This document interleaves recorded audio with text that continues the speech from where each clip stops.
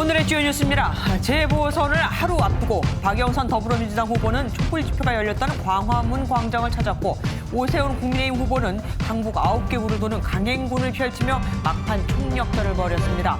민주당은 3%포인트 내외의 박빙 승부를, 국민의힘은 15%포인트 이상의 압승을 예상했습니다. 우발적 범행을 주장하는 서울 노원구 세 모녀 살인 사건의 피의자 김태현이 범행 일주일 전부터 큰딸의 퇴근 시간을 확인하며 범행을 준비했던 것으로 드러났습니다. MBN 취재 결과 프로파일러 면담 과정에선 큰딸을 스토킹한 정황도 파악됐습니다. 8살 의붓딸을 상습 폭행한 20대 계부가 붙잡혔습니다. 평소엔 자상한 아빠처럼 행동했지만 아이 엄마가 없는 사이에 아이의 얼굴을 주먹으로 여러 차례 때리는 등 무자비한 폭력을 휘둘렀습니다. MBN이 단독 취재했습니다. 국회의원 등 90여 명에게 불법 정치 후원금을 건넨 KT 쪼개기 후원 의혹 수사가 급물살을 타고 있습니다. KT 임원을 소환 조사한 검찰은 조만간 황창규 전 회장 등 전 현직 임원을 소환할 예정입니다. MBN이 단독 보도합니다. 기존은 코로나19 바이러스보다 전파력이 더 강한 남아공 변이 바이러스가 서울에서 처음 확인돼 백신 무력화 우려가 커지고 있습니다. 세계보건기구는 사람과 동물 간 감염의 악순환 가능성도 경고했습니다.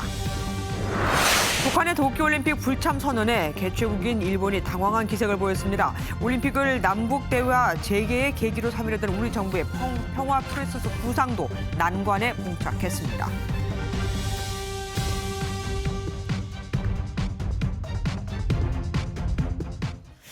선거운동 마지막 날, 두 후보의 빡빡한 하루 일정을 한번 보실까요? 먼저 더불어민주당 박영선 서울시장 후보부터 만나보시겠습니다. 김순철 기자입니다.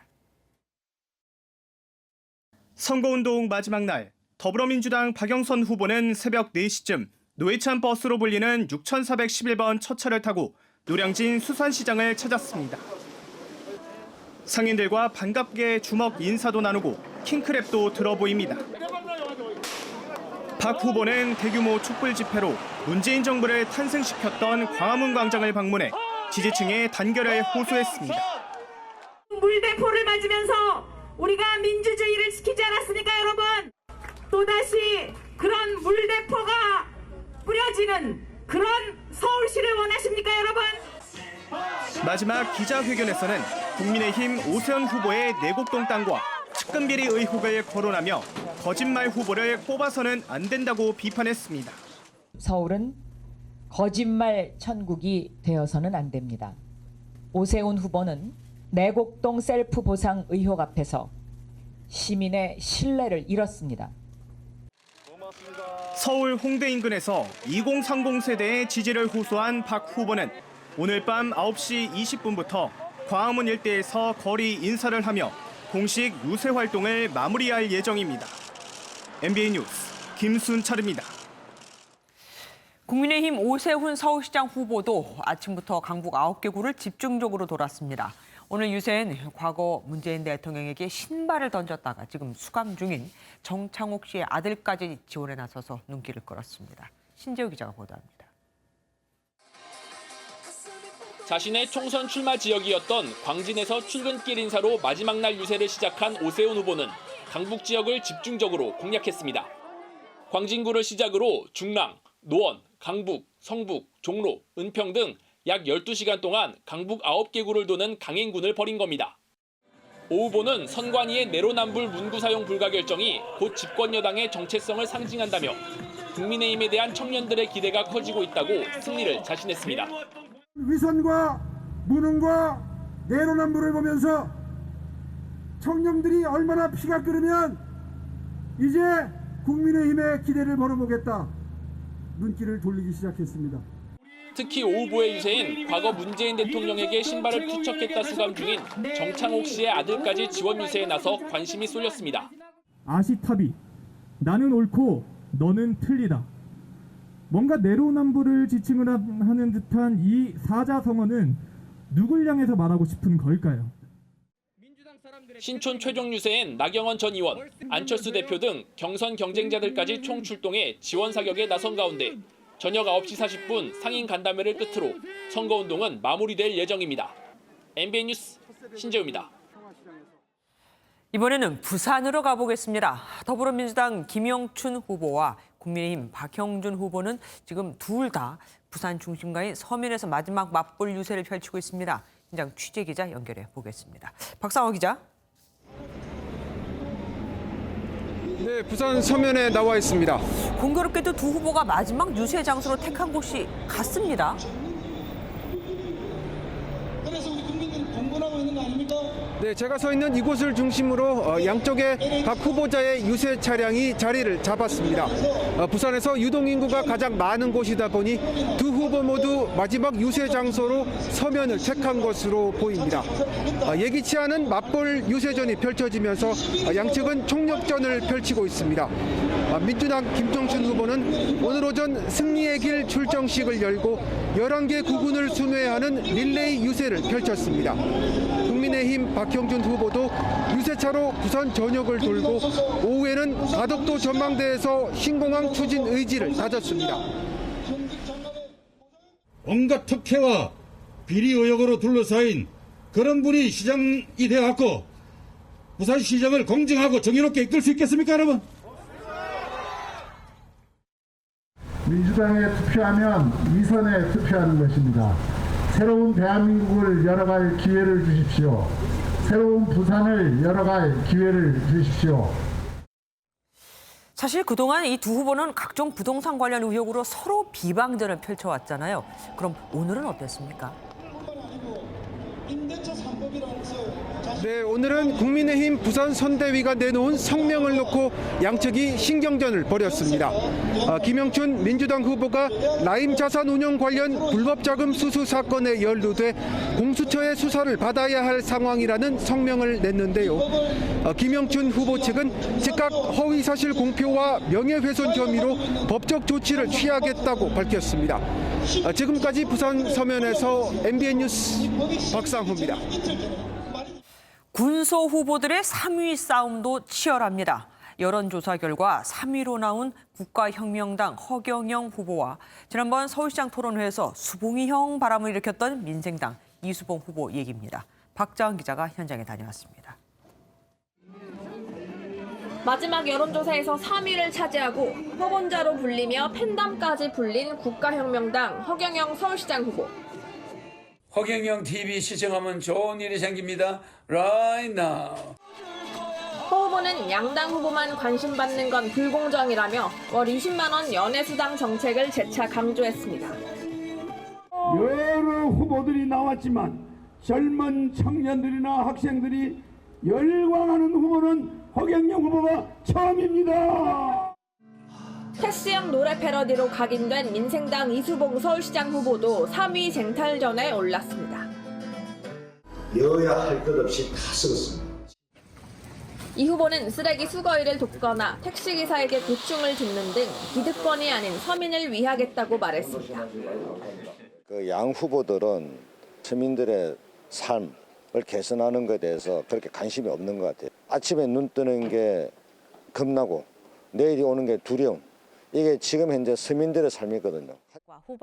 여성 정치를 내세운 무소속 신지혜 후보, 성소수자를 대변한 미래당 오태양 후보도 주목을 받았습니다. 누가 3위를 차지하느냐? 군소 후보들의 막판 유세전도 치열하게 펼쳐지고 있습니다. MBN 뉴스 박자은입니다. 여야 지도부는 막판 지지를 호소하면서 이번 선거에 대해 각기 다른 전망을 내놓았습니다. 더불어민주당은 3%포인트 내외의 박빙 승부가 될 것이라면서 지지를 호소했고, 그러니까 좀 많이 나와달라 이거죠. 국민의힘은 15%포인트 차이 압승을 자신했습니다. 노태영 기자입니다. 더불어민주당은 김영춘 부산시장 후보가 참석한 가운데 화상의원총회로 선거 전 마지막 결의를 다졌습니다. 김태년 당대표 직무대행은 막판 바닥 민심이 바뀌고 있는 걸 체감한다며 초심으로 돌아갈 테니 다시 한번 기회를 달라고 호소했습니다. 이낙연 상임선대위원장은 3%포인트 내외의 박빙 승부가 될 것이라며 지지층의 적극적인 투표를 당부했습니다. 말하지 않던 우리 지지자들이 말하기 시작했다. 3% 내외의 박빙 승부, 그것을 꽤 오래전부터 예측을 했죠. 이길 수도 있을 것이다. 국민의힘은 이변은 없을 것이라며 투표로 심판해야 한다고 강조했습니다. 주호영 원내대표는 민주당이 네거티브 공세 수위를 높여도 여권을 향한 분노에는 변화가 없을 것이라며 최소 15%포인트 차이의 승리를 확신했습니다. 우리 이 오세훈 후보가 승리한다는 건 내가 확실히 말씀드릴 수 있어요. 마음은 많으면 많을수록 좋겠지만 내가 보기에 한 두 자리 숫자는 나올 것 같은 생각이 들어요. 중앙선거관리위원회는 박영선 민주당 후보 선대위가 캠프 관계자들에 보낸 사전투표에서 이겼다는 문자가 선거법에 저촉된다는 신고가 접수돼 조사 중이라고 밝혔습니다. MBN 뉴스 노태현입니다. 하지만 선거 전문가들은 승부의 관건은 투표율일 것으로 보고 있습니다. 총 투표율을 50% 이게 넘으면은 국민의힘 쪽에 45%보다 낮으면 민주당 쪽에 유리하다 이겁니다. 과거엔 투표율이 높으면 진보 측에 유리했었는데 완전히 세상이 달라진 겁니다. 우정환 기자가 보도합니다. 이번 4.7 재보궐선거 총 투표율은 50% 언저리가 될 거라고 전문가들은 전망합니다. 여기서 50% 고지를 훌쩍 넘으면 국민의힘이, 못 넘고 아예 45% 밑으로 떨어지면 더불어민주당이 웃을 거란 분석이 많습니다. 양당 고정 지지층 투표율은 일정할 테니 투표율이 높아지면 그만큼 중도 젊은 층이 많이 투표했다고 볼 수 있다는 게 첫 번째 이유입니다.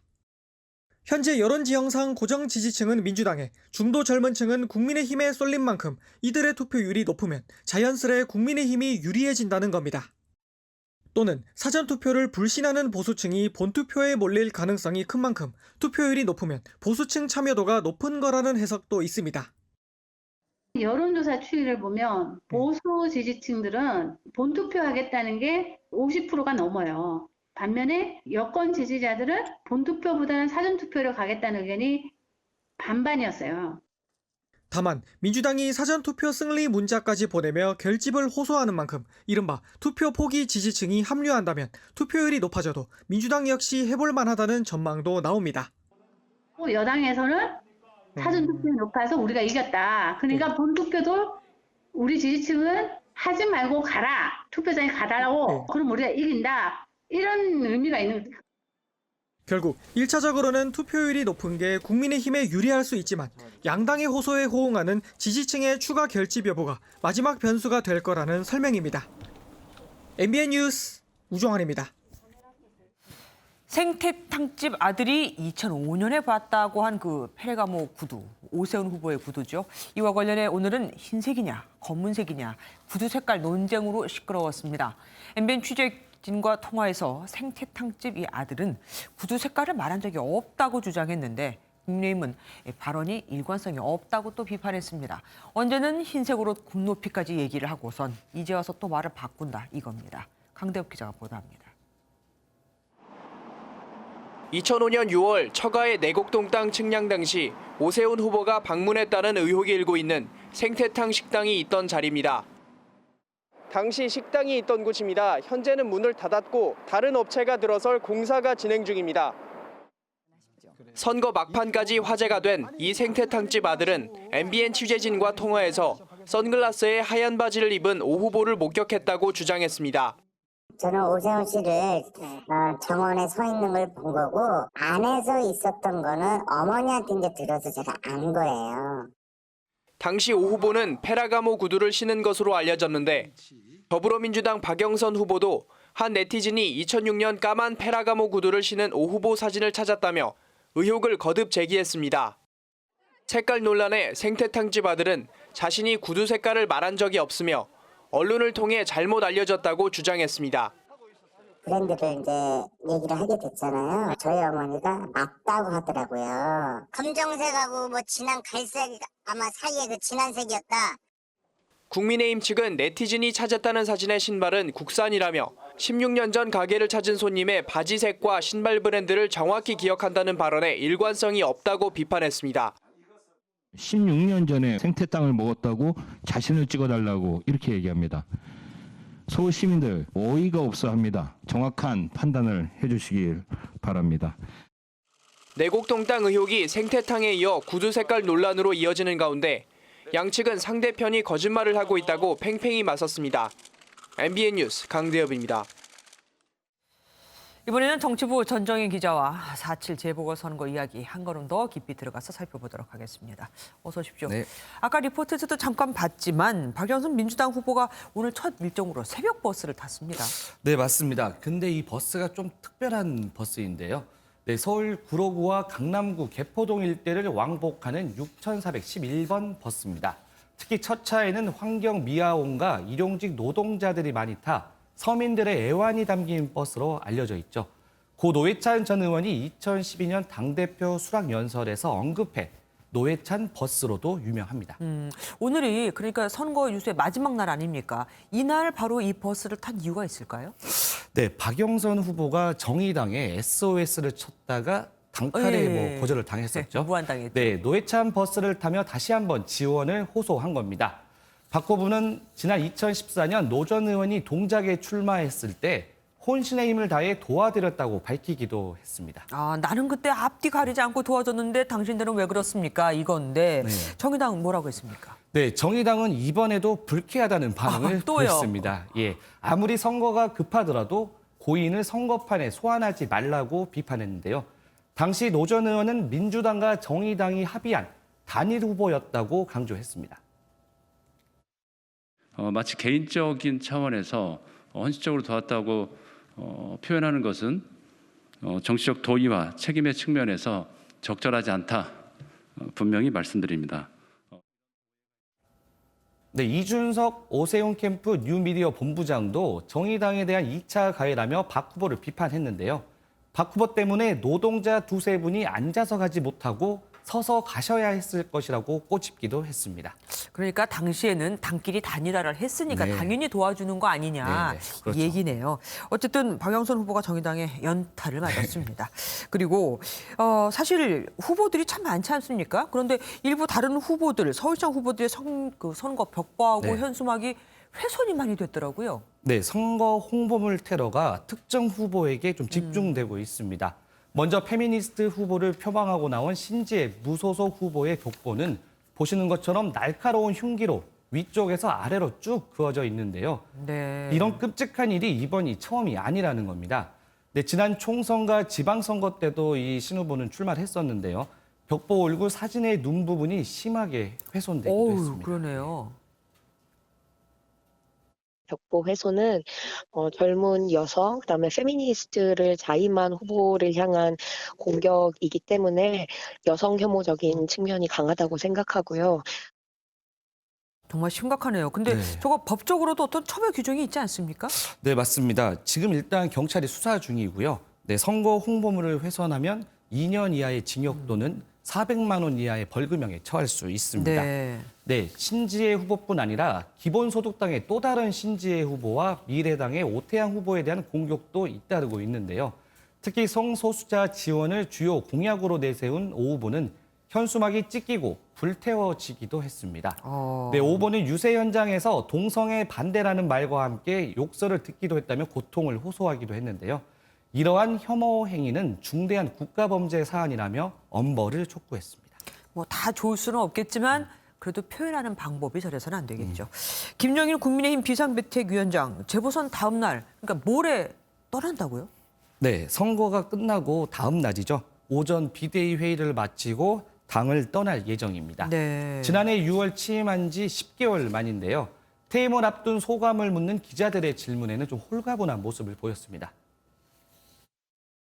특별한 게 없어요. 내가 약속은 대로 약속을 지키고 가는 거예요. 비대위원장으로서의 보람이 있으셨는지. 선거는 뭐 선거 결과가 말해주는 거 아니에요? 다만 벌써부터 김 위원장의 향후 행보에 관심이 쏠리는데요. 성일종 국민의힘 비대위원은 한 언론과의 인터뷰에서 내년 대선을 앞두고 김 위원장이 필요하면 모셔와야 된다면서 김 위원장의 재등판 가능성을 시사했습니다. 하지만 김 위원장이 윤석열 전 검찰총장을 지원할 것이라는 관측이 나오는 만큼 당내 대선 주자들의 반발도 예상되는데요. 여기에 서울시장 선거를 열심히 도운 안철수 대표의 행보도 변수로 작용할 전망입니다. 예, 내일 그러니까 이제 재보궐 선거가 끝나면 다음은 바로 이제 또 대선으로 정치판이 옮겨가는 거겠네요. 지금까지 정치부 전정인 기자와 함께했습니다. 고맙습니다. 다음 소식입니다.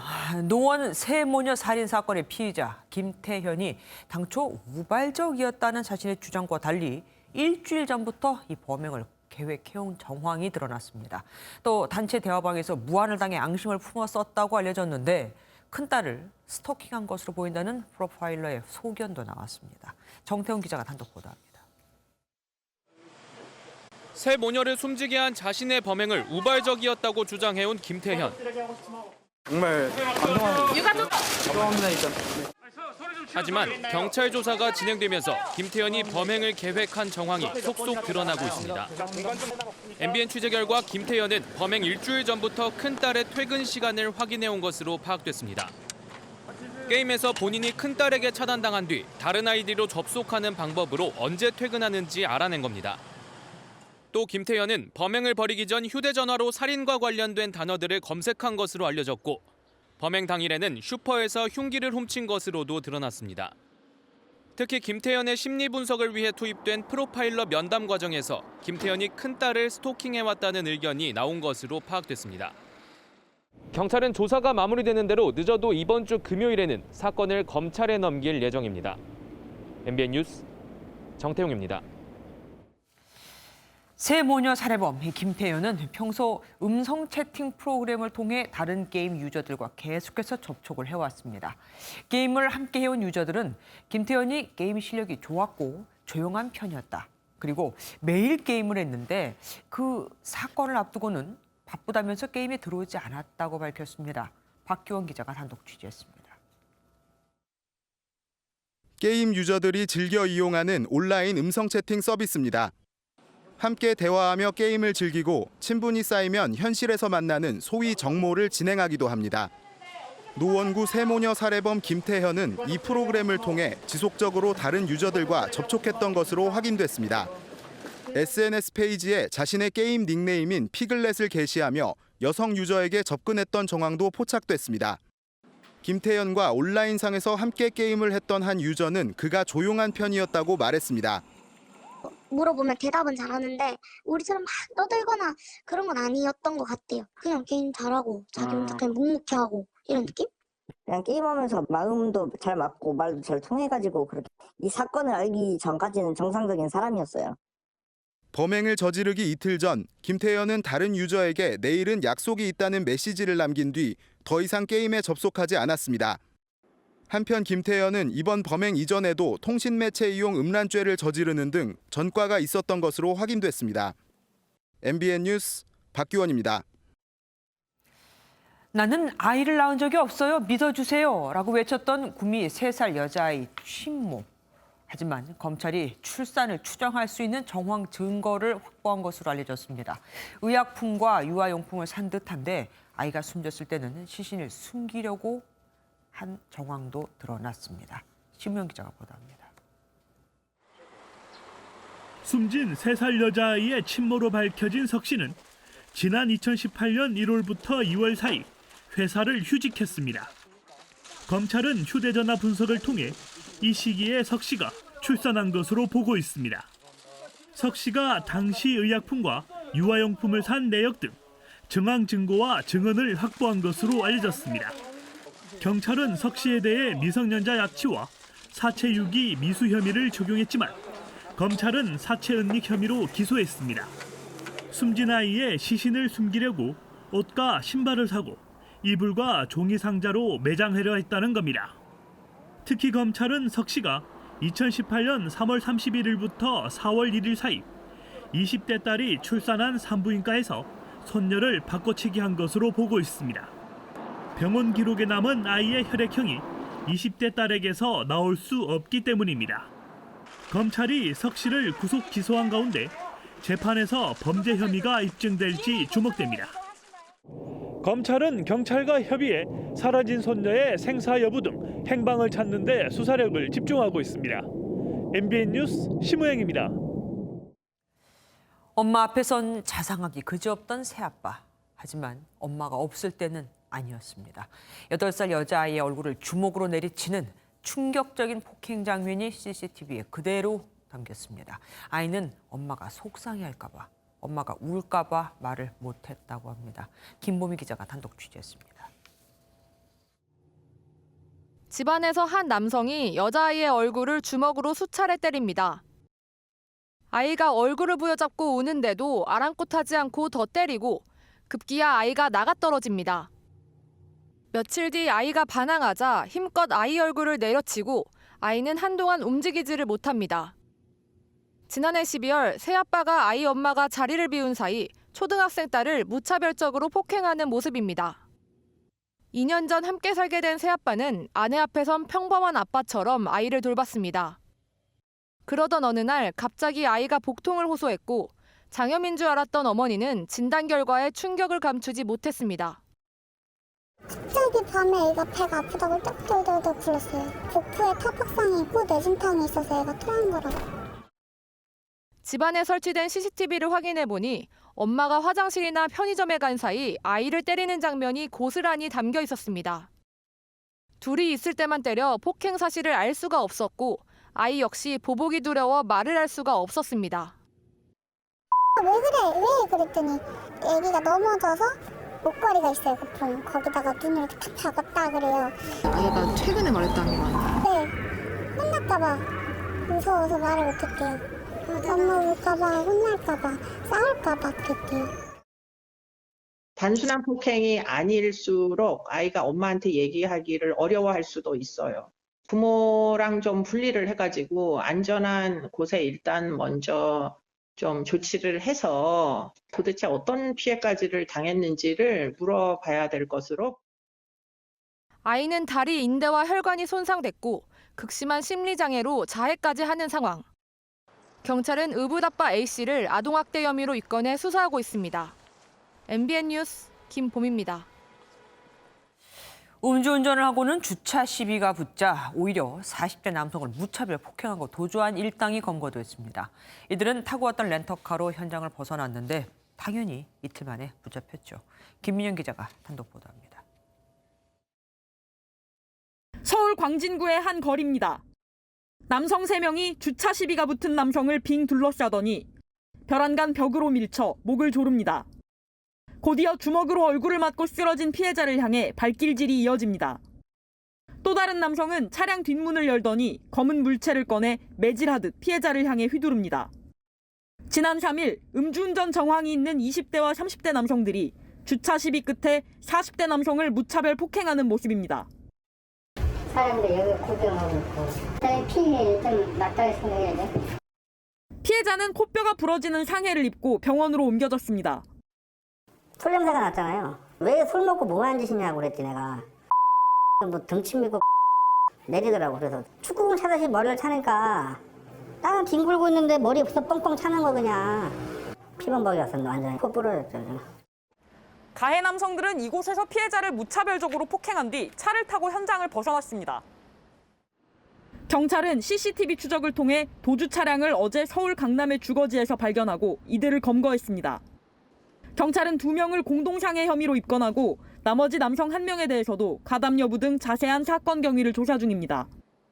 MBN 뉴스 김민영입니다. 휴가 중이던 경찰관이 보이스피싱으로 의심되는 현장을 목격했습니다. 길거리에서 종이 봉투를 주고받는 걸 보고는 범죄를 직감했던 겁니다. 안진우 기자가 보도합니다. 울산 울주군의 한 초등학교 앞입니다. 하굣길 아이를 데리러 온 학부모들이 하나둘 교문으로 향합니다. 아이의 책가방을 어깨에 메고 집으로 돌아가던 한 남성이 무언가를 목격하고 발걸음을 멈춥니다. 중년의 남성 2명에게 다가가 대화를 나누더니 잠시 뒤 경찰이 나타납니다. 휴가 중 아이를 데리러 간 경찰이 길거리에서 수상한 장면을 목격했는데 보이스피싱 범죄 현장이었습니다. 종이봉투를 주고받는 걸 보고 범죄를 직감했습니다. 휴가 중이던 경찰은 자신의 신분을 밝히고 불신 검문을 했더니 종이봉투엔 현금 1,000만 원이 들어있었습니다. 돈 봉투를 통상적으로 길거리에서 전달을 하고 하지는 않기 때문에 이제 의심을 하게 되었고 피해자 통화 내용을 들어보니까 중국 동포로 추정되는 사람의 통화 말투였으며 경찰 조사 결과 현장에서 붙잡힌 남성은 생활정보지 구인 광고를 보고 범행에 가담한 보이스피싱 현금 수거책으로 드러났습니다.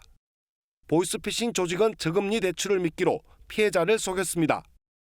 김지연 팀장인가 신한은행이라면서 그 팀장이 전화가 와서 대출을 상환하면 우리가 이걸 대환해가지고 저리로 대출을 실행해주겠다. 현금 수거책을 붙잡은 경찰은 공범을 추적하고 있습니다. MBN 뉴스 안진우입니다.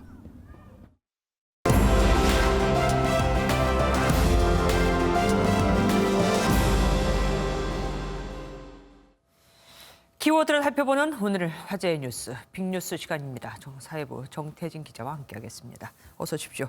첫 번째 키워드가 공포의 7분입니다. 무슨 일입니까? 네, 지난 2월 경기도 안성의 한 애견 카페에서 일하던 직원이 맹견에 물리는 큰 사고를 당했습니다. 네. 당시 CCTV 영상을 한번 보시죠.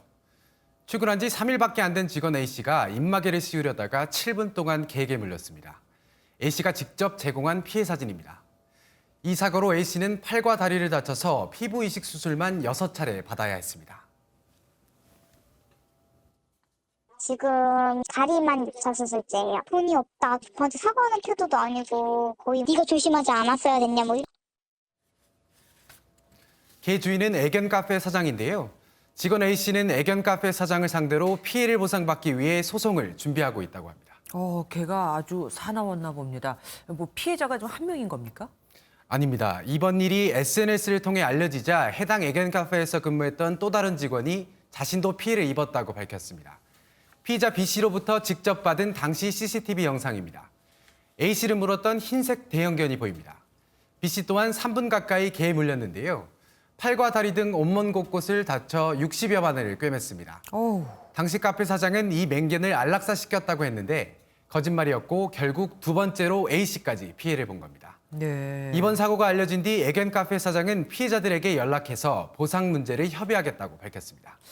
애견 카페는 사람들이 많이 오가는 곳인데 저렇게 무서운 개가 있었다는 것 자체가 좀 의아하긴 합니다. 어쨌든 사고가 두 번째라면 이거는 인재인 거죠. 두 번째 키워드 볼게요. 100만 원 음식물 테러. 왜 이렇게 비싼 테러가 있습니까? 네, 어제 충남 천안에서 한 여성이 원룸 건물에 음식을 던지고 뿌리는 소동이 벌어졌습니다. 네. 현장 사진인데요. 건물 복도와 엘리베이터에 음식물이 쏟아져 있고 포장지가 널려 있습니다. 이 원룸에 사는 여성이 100만 원어치의 음식을 주문한 뒤 이렇게 음식물을 뿌렸다고 합니다. 이거 엄청난데요? 근데 100만 원어치 음식을 시켰다는 것도 그렇고 그리고 그거를 이렇게 자기가 뭐 멀리 사는 것도 아니고 자기 집 주변에 이렇게 뿌린 거는 이해가 안 됩니다. 네, 맞습니다. 현재로서는 명확한 이유를 알 수는 없습니다. 이 여성이 우울증을 앓고 있던 것으로 알려졌지만 이번 일과 인과관계가 있다고 단정짓기는 어렵습니다. 이번 사건을 조사한 경찰 관계자는 자세한 사건 경위는 가해자의 신상 보호를 위해 공개할 수 없다고 밝혔습니다. 음식물을 그럼 저렇게 그냥 대량으로 버렸을 때 어떤 뭐 처벌 조항 같은 건 없습니까? 음식물 쓰레기는 생활 폐기물로 분류되는데요. 이렇게 음식물을 아무 곳에나 버리면 100만 원 이하의 과태료를 내야 할 수도 있습니다. 네, 어쨌든 먹는 걸로 장난치면 안 된다는 어른들 말씀이 또 기억이 나기도 합니다. 마지막 키워드는 코로나19 때문에입니다. 이건 뭡니까? 네, 미국 미주리주 세인트루이스의 한 교도소에서 재소자들이 불을 질렀습니다. 교도소 창문을 깨뜨리고 집기를 밖으로 집어던지기도 했는데요. 코로나19 때문에 재판이 미뤄지는 것에 대한 항의로 뜻으로 불을 질렀습니다. 필리핀에서는 경찰의 과도한 방역 조치가 도마에 올랐습니다. 필리핀 곳곳에 코로나19 확산을 막기 위해 엄격한 통행금지 조치가 내려진 상태라고 하는데요. 오후 6시 이후 물을 사러 나간 남성이 통행금지 시간을 어겼다는 이유로 처벌을 받았습니다. 스쿼트 300개가 경찰의 처벌이었다고 합니다. 스쿼트면은 그 무릎을 90도로 이렇게 굽혀서 앉는 자세 취하는 그거 말하는 거죠? 네, 맞습니다. 사실 20개 이상 하기도 쉽지 않은 운동인데요. 예, 당연하죠. 안타깝게도 이 남성은 다음 날 숨졌습니다. 어머. 이 남성이 살던 곳의 시 당국은 스쿼트 300개는 고문이라고 밝히고 경찰에 진상조사를 요구했습니다.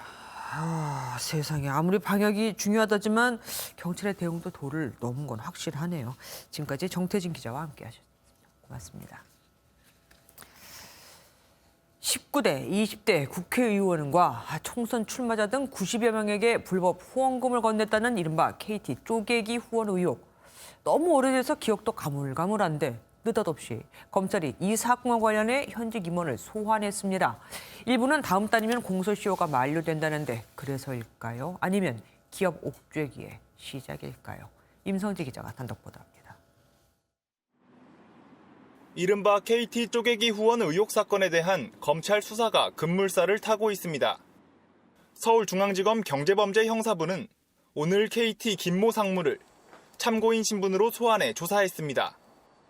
검찰 안팎에선 최근 사건 관계인 조사 등 2년 전 경찰이 송치한 사건에 대해 본격 수사가 시작된 건 공소시효 만료가 임박했기 때문이란 분석이 나오고 있습니다. 오늘 어떤 내용 진술하셨나요? 성실히 답변했습니다. 당시 경찰 조사에 따르면 황 전 회장 등 임원진은 2014년 5월부터 3년여 동안 법인 자금으로 상품권을 사들여 11억여 원을 조성했습니다. 이 가운데 4억 3천여만 원은 19, 20대 여야 국회의원과 총선 출마자 등 99명에게 임직원 등의 이름으로 후원하면서 기소 의견으로 검찰에 넘겼습니다. 정치자금 부정수수 혐의와 관련된 공소시효가 7년인 점을 고려하면 일부 혐의는 다음 달 만료가 예상됩니다. 이에 따라 늦어도 다음 달에는 황창규 전 회장과 구현모 현 KT 대표 등 핵심 인물들이 줄줄이 검찰에 소환될 것으로 보입니다. MBN 뉴스 임성재입니다. 공수처장이 피의자인 이성윤 중앙지검장에게 자신의 관용차를 내주고 심지어 운전은 변호사 출신의 5급 비서관을 시키고 조사를 했다지만 조서 한 줄 남기지 않아 특혜, 황제 조사라고 불리는 이번 논란에 대해 검찰이 공수처를 압수수색하는 게 아니냐는 말까지 나왔었는데 당분간은 안 할 듯합니다. 공수처장과 공수처 차장만 입회한 게 아니고 일반 수사관도 함께 조사실에 들어간 게 맞다면서 공수처가 복도 CCTV 영상을 검찰에 넘겼거든요. 일단은 공수처가 한 발 물러선 모양입니다. 이혁근 기자입니다. 김학의 사건에 연루된 이성윤 서울중앙지검장이 공수처에서 면담 조사를 받은 건 지난달 7일 일요일입니다. 저희가 본격적인 조사를 하고 조서를 작성할 입장은 되지는 않았습니다. 확인해 보니까 한 64, 5분 정도 저희가 면담한 것으로. 사건을 다시 넘겨받아 이 지검장에 대한 공수처 조사 과정을 살펴보고 있는 검찰은 당시 조사실에 누가 있었는지 살피고 있습니다. 조사실에서 처장과 차장, 수사관, 이성윤 지검장, 이성윤 지검장의 변호인 이렇게 5명이 계속 자리를 지켰는지 확인하겠다는 겁니다. 조사 과정에 대한 지적이 이어지자 공수처는 지난달 31일 청사 CCTV 자료 일부를 검찰에 넘겼지만 검찰은 부족하다며 추가 자료를 요청했습니다. 수원지검 관계자는 5명이 그 시간대에 같은 장소에 있었는지 확인하기 위해 필요한 자료를 추가로 요청한 것이라고 설명했습니다. 공수처가 이에 대해 검토해보겠다며 미온적인 반응을 보이자 법조계 안팎에선 검찰이 공수처를 압수수색해서라도 자료를 확보할 것이란 전망까지 나왔습니다. 그러자 공수처가 한 발 물러났습니다. 공수처 관계자는 이성윤 지검장 조사가 진행된 342호 앞 복도 CCTV 영상을 검찰에 제출했다며 다만 조사실 내부에는 CCTV가 설치돼 있지 않아 342호 내부 영상은 없다고 밝혔습니다. CCTV 논란은 일단락됐지만 검찰과 공수처 두 수사기관 간 입장차는 당분간 여러 부분에서 계속 터져나올 것으로 보입니다. MBN 뉴스 이혁근입니다. LH에서 비롯된 부동산 투기 의혹 수사가 이젠 청와대 경호처로 번졌습니다. 경호처 과장을 수사하기 위해서였는데 해당 과장의 형은 LH 직원입니다. 이재호 기자입니다. 경찰이 투기 의혹을 받는 청와대 경호처 직원에 대한 강제 수사에 돌입했습니다. 경기 남부경찰청은 수사관 11명을 동원해 청와대 경호처와 LH 본사, 경호처 과장 자택 등 4곳에 대한 압수수색을 진행했습니다. 해당 직원은 지난 2017년 9월 형의 배우자 등 가족과 함께 3기 신도시 지역인 광명에 토지 1,800여 제곱미터를 샀습니다. 이 때문에 LH 현직 직원인 형과 함께 내부 정보를 이용해 투기한 것 아니냐는 의혹이 일었습니다. 해당 직원을 지난 16일 사실관계가 확인된 즉시 대기 발령 조치했고 명확한 사실관계 확인과 위법성 판단을 경찰은 청와대가 수사 의뢰를 한 만큼 압수수색은 원활하게 진행됐다고 설명했습니다. 경찰은 압수수색을 통해 확보한 자료를 바탕으로 LH 내부 정보가 어떻게 사용됐는지 확인할 계획입니다. 이런 가운데 검찰이 투기 혐의가 있는 LH 직원들에 대한 구속영장을 청구할 것으로 알려지면서 첫 구속 수사가 이뤄질지 관심이 쏠리고 있습니다. MBN 뉴스 이재호입니다. 남아공발 변이 바이러스가 국내에 상륙했습니다. 그것도 인구 밀도가 높은 이 서울에서 번지고 있습니다. 남아공발 변이 바이러스는 전파력이 강하고 백신 효과도 떨어진다고 알려져 있죠. 권영범 기자가 보도합니다. 서울 강서구 보건소 선별진료소 앞에 긴 줄이 늘어섰습니다. 이 지역 직장 가족 관련 감염자 6명에게서 남아공발 변이 바이러스가 확인됐습니다. 해외 유입이 아닌 지역 사회에 전파된 사례는 이번이 처음입니다. 국내에서 처음으로 남아공발 변이 바이러스 지역 감염 사례가 나왔다는 소식이 전해지면서 주민들의 불안감도 커지고 있습니다. 많이 불안해하고 다들 막 걱정하고 있어요. 저도 걸릴까 봐 다니는 것도 다 불안해가지고. 효과가 조금 떨어지더라도 백신을 그냥 빨리 맞는 게 좀 좋겠다는 생각도 들고요. 남아공발 변이 바이러스는 기존 바이러스보다 전파력이 1.5배 강하고 백신 예방 효과도 낮은 것으로 알려졌습니다. 특히 현재 주로 맞는 아스트라제네카 백신은 남아공발 변이 바이러스 예방 효과가 10%대에 그쳐 무용지물이 될 수도 있습니다. 만약 남아공 바이러스가 주도적으로 유행하면 이 변이 바이러스로 만든 백신도 지금부터 확보에 들어가야 되는 것이 아니냐. 인구 밀도가 높은 서울에서 지역 전파 사례가 확인된 상황인 만큼 4차 대유행이 본격화할 수 있다는 경고도 나오고 있습니다. MBN 뉴스 권용보입니다. 세계보건기구가 사람과 동물 간 코로나19 감염 가능성을 언급함에 따라 반려동물도 전파 고리가 될 수 있는지 다시 우려가 커지고 있습니다.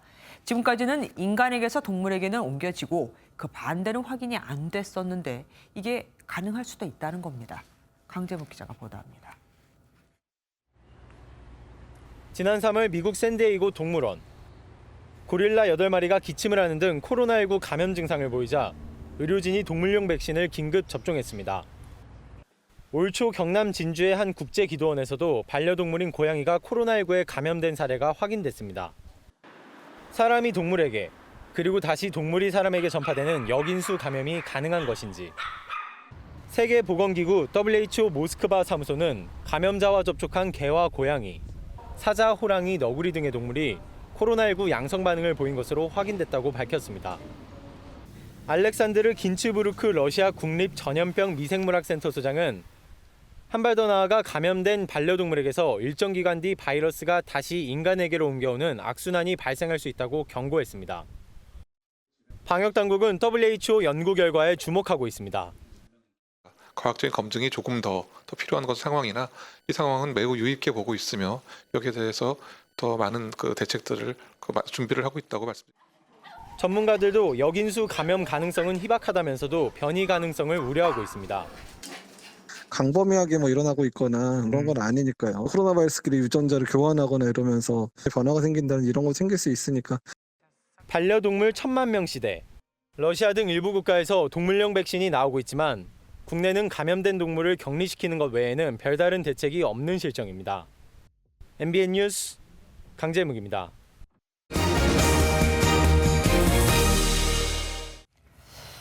북한이 코로나19로부터 그 선수들을 보호해야 한다면서 올 7월 열리는 도쿄올림픽에 참가하지 않겠다고 밝혔습니다. 일본도 당황했지만 평창올림픽 때처럼 올림픽을 북한과 대화 재개의 계기로 삼으려던 우리 정부의 구상도 날아가 버렸습니다. 남북 단일팀 구성 같은 건 아예 꿈도 못 꾸고요. 배준우 기자입니다. 북한이 7월 개막 예정인 도쿄올림픽에 불참하겠다는 입장을 냈습니다. 북한 체육성은 홈페이지를 통해 북한올림픽위원회가 총회에서 코로나19 위기 상황으로부터 선수들을 보호하기 위해 올림픽에 참가하지 않기로 결정했다고 밝혔습니다. 개최국인 일본은 상황을 파악 중이라면서도 당황한 기색을 숨기지 못하고 있습니다. 報道は承知してますが、東京大会への参加についてはまずは東京オリンピック委員会、大会組織委員会等との間の調整ということでありますから、それを注視してまいりたいと考えております。 도쿄올림픽을 제2의 평창올림픽으로 만들어 북한과 대화 재개의 계기로 삼으려던 우리 정부는 아쉽다는 반응입니다. 그러면서 스포츠를 포함한 다양한 분야에서 남북관계 발전을 위한 계기를 찾겠다는 정부의 입장은 변함이 없다고 설명했습니다. 남북은 지난 2018년 판문점 선언을 통해 국제경기 공동 진출을 합의했고 여자 하키와 남녀 유도 등 4개 종목에선 단일팀을 구성해 도쿄올림픽에 출전하기로 예정돼 있었습니다. 코로나의 입장도 있고 더불어서 미국을 좀 더 압박하는 정책을 가져가게 북미 관계가 진전이 돼야 나머지 남북 관계라든지 아니면 이 올림픽 문제라든지도 풀 수 있다. 이제 그런 입장을 북한의 올림픽 불참 발표로 문재인 정부의 한반도 평화 프로세스 구상이 난관에 봉착한 가운데 일각에선 대외 매체를 통한 공식 발표가 아닌 만큼 조금 더 상황을 지켜봐야 한다는 분석도 나옵니다. MBN 뉴스 배준우입니다. 현대 아산 공장에서는 그랜저와 소나타만 전문으로 생산을 하는데 이 아산 공장이 당분간 휴업을 할 듯합니다. 전 세계적인 반도체 품귀 현상을 여기도 피하지 못한 거죠. 다른 부품이 다 있어도 그 조그만 작은 반도체 칩 하나가 없어서 차를 인수받을 수 없게 되는 겁니다. 김도현 기자가 현장 취재했습니다. 자동차 생산 중단 차종이 도미노식으로 확대될 조짐을 보이고 있습니다. 아이오닉5와 코나를 생산하는 현대차 울산 1공장이 7일부터 일주일간 휴업하는 데 이어 아산 공장마저 휴업을 검토 중입니다. 아산 공장은 소나타와 그랜저를 생산하는 곳으로 공장 가동이 중단되면 차량 인도에도 차질이 빚어질 수 있습니다. 코나는 6천여 대, 아이오닉5는 6,500여 대 생산 차질이 예상되고 아산 공장은 한 달 판매량의 절반 수준인 7천여 대의 생산이 줄어들 것으로 추산하고 있습니다. 이 때문에 일부 차종은 차량 인도가 미뤄질 수 있습니다. 지금 하시면 6개월 이상, 7개월 이상 걸릴 수도 있어요. 계약을 넣으셔도 지금 너무 많이 밀려있고. 현재 제네시스 G80 등을 만드는 공장은 정상 가동되고 있습니다. 그러나 반도체 품귀 현상이 지속된다면 고가 인기 차종마저 생산을 줄일 것이란 전망이 나옵니다. 당초 한 3분기까지 예상을 했었는데 한 4분기까지 또 지속될 가능성이 있고요. 그 이후에도 해결된다는 그런 보장은 지금 없는 거죠. 현대차는 아산 공장의 경우 대응 방안을 검토 중이라고 밝혔습니다. 자동차 산업협회가 협력사 53곳을 대상으로 설문조사를 한 결과 48%는 반도체 수급 차질로 감산에 들어갔다고 밝혔습니다. 완성차 업계는 물론 협력사들도 경영에 빨간불이 들어왔습니다. MBN 뉴스 김도형입니다. 국가 부채, 쉽게 말해 나라 빚을 말하죠. 그동안 세금보다 더 많이 써서 쌓인 빚과 연금 등으로 앞으로 줘야 하는, 그러니까 나가야 하는 돈을 합친 게 국가 부채입니다. 지난해 이 국가 부채가 무려 1,985조 원, 국내 총생산 GDP를 처음으로 추월했습니다. 우선은 코로나19 극복을 위해 4차례 추경을 편성하고 국채를 발행하다 보니 국가 채무가 846조 원으로 처음으로 800조 원을 넘었습니다. 그리고 이 빚이 느는 속도도 문제입니다. 매년 국가 채무 증가 규모가 커지고 있고 올해도 그닥 크게 나아질 기미가 보이질 않거든요. 국가 채무엔 공무원, 군인에게 주기로 약속한 연금도 들어갑니다. 어차피 앞으로 지급해야 할 돈이니까요. 지난 1년 이 연금 부채가 무려 100조 원이나 급증했습니다. 현 정부는 지금도 계속해서 공무원의 일자리를 늘리고 있기에 이들을 위해 쌓아둬야 할 연금도 같이 늘 수밖에 없는 겁니다. 이병주 기자가 취재했습니다. 2,000조에 육박하는 국가 부채에서 절반 이상은 연금 충당 부채입니다. 공무원과 군인들에게 장기간 지급할 연금 총액을 기대 여명 등을 감안해 현재 액수로 계산한 겁니다. 지난 2016년 750조 원 규모였던 이 부채는 지난해 1,000조 원을 넘어 4년 만에 300조가량 커졌습니다. 정부는 저금리 때문에 규모가 커졌다고 설명했습니다. 최근 저금리 등에 의한 할인율 조정 등 재무적 요인에 의한 증가액이 대부분입니다. 정부가 채권을 발행해 늘어난 국가 채무와 다르다는 설명이지만 연금 재원이 부족할 경우 정부가 메우도록 돼 있습니다. 여기에 매년 늘린 공무원 채용도 미래의 빚을 증가시키는 요인으로 작용하고 있습니다. 공무원 연금 개혁을 통해서 해결하지 않는 한 이 미래의 시행폭탄은 계속 터질 그런 가능성이 있는 것이고요. 그 위력이 훨씬 더 커지고 있다. 이런. 전문가들은 나랏빚 증가 속도가 우려스럽다며 재정 건전성 확보를 위한 노력이 필요하다고 재차 강조했습니다. MBN 뉴스 이병주입니다. 선거일인 내일 선거가 시작되는 이른 아침에 투표하러 나서신다면 겉옷을 꼭 챙기셔야겠습니다. 아침과 저녁으로는 기온이 크게 떨어져 쌀쌀하겠는데요. 내일 아침 서울 8도, 광주는 7도 선까지 떨어지겠지만 한낮에는 20도 선까지 오르면서 무척 따뜻하겠습니다. 대신 봄볕이 강합니다. 내일 전국의 자외선 지수는 높음을 보이겠습니다. 며칠 맑은 하늘에 공기질도 깨끗해서 기분까지 좋아졌는데요. 내일은 다시 국외 미세먼지가 유입됩니다. 심각한 수준은 아니지만 내일 서울과 경기 남부, 충남과 전북은 오전에 나쁨 수준을 가리키겠고요. 그 밖에 경기 북부와 충북, 광주를 따라서도 일시적으로 나쁨 수준까지 올라서겠습니다. 내일 중부지방 서울은 8도, 춘천은 4도에서 출발하겠습니다. 오후에 경기 동부와 강원을 따라서는 구름이 다소 지나겠습니다. 내일도 내륙에서는 아침에 안개가 끼는 곳이 있겠습니다. 동해안 맞다가 구름 많아지겠습니다. 내일 강릉은 한낮에 19도 선까지 올라서겠습니다.